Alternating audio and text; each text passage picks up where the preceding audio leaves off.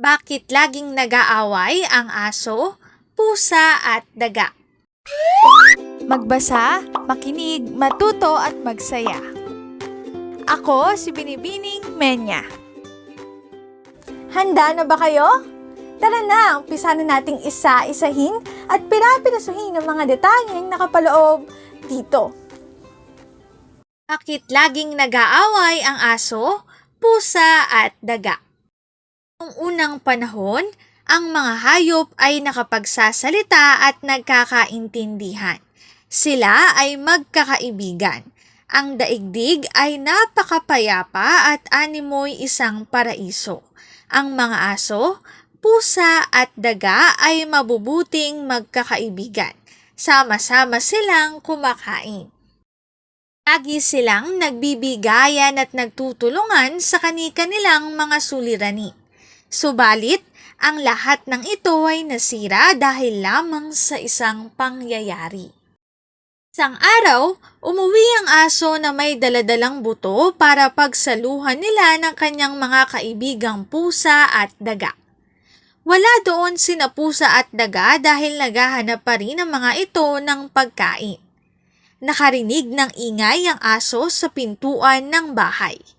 Inilipag ng aso ang buto at tumakbo sa labas upang tignan kung ligtas ang kanyang amo. Sa oras naman na iyon ay dumating ang daga. Malungkot siya dahil wala siyang nakuhang pagkain. Nakita niya ang buto. Kinuha niya ito at dinala sa bubungan ng bahay. Mayang gabi ay may pagsasaluhan kami ng aking mga kaibigang aso at pusa. Bulong ng daga sa sarili. Pagbalik ng aso sa bahay ay nagulat ito nang makitang wala na ang iniwang buto. Naghanap ang aso subalit hindi rin niya makita ang buto. Dumating ang pusa na wala ring dalang pagkain. Tinulungan niya ang aso sa paghahanap ng buto. Nakarating sila sa itaas ng bahay hanggang sa kinaroroonan ng daga. Nagulat ang aso at pusa. Akala nila ay sadyang kinuha ng daga ang buto para masolo niya ito. Bilis na lumapit ang pusa sa daga at pinagalitan ito. Nagpaliwanag ang daga ngunit hindi rin siya pinakinggan ng pusa. Nag-away silang dalawa kaya't ang buto ay nalaglag. Nasalo ito ng aso at dali-daling tumakbo hanggang sa likod ng bahay. Hintayin ko na lang sila dito. Siguro mamaya ay magkakasundo na rin sila at masaya naming pagsasaluhan itong buto. Bulong ng asong humihingal. Dahil sa pagod at matagal-tagal ding paghihintay sa pagdating ng dalawang kaibigan, kinain ng aso ang ikatlong bahagi ng buto. Itinira niya ang parte ng daga at ng pusa. Mainit pa ang ulo ng pusa dahil sa galit ng ito ay dumating sa kinaroroonan ng aso. Inabutan niya ang aso na kumakain ng mag-isa. Bigla niyang ang aso. Narinig ng may-ari ng bahay ang ingay na dulot ng aso at pusa. Inawat silang dalawa at pinaghiwalay. Naghiwalay ang aso at pusa na kapwa may. Iyon na ang simula ng kanilang pagiging.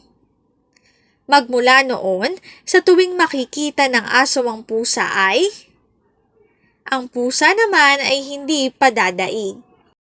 Lagi siyang sumasagot at lumalaban sa aso. At sa tuwing makikita ng pusa ang daga ay hinahabol niya ito. Dahil naman sa takot, ang daga ay pumapasok sa isang maliit na lungga at lumalabas lamang doon kapag wala na ang pusa. Ganito ang mga aral. Una,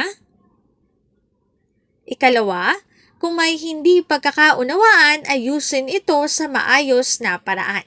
Ikatlo, makipag-usap ng mahinahon at huwag agad. Ang link na ito ang aking source sa mga written information na makikita nyo sa bawat slides. Kung interesado kayo na magbasa pa, maaari nyong bisitahin ang website na ito. Bakit laging nag-aaway ang aso, pusa at daga? Dito na nagtatapos ang aking pagbabahagi. Sana ay marami kayong natutuhan. Muli, Magbasa, makinig, matuto at magsaya. Ako si Binibining Menya. Paalam!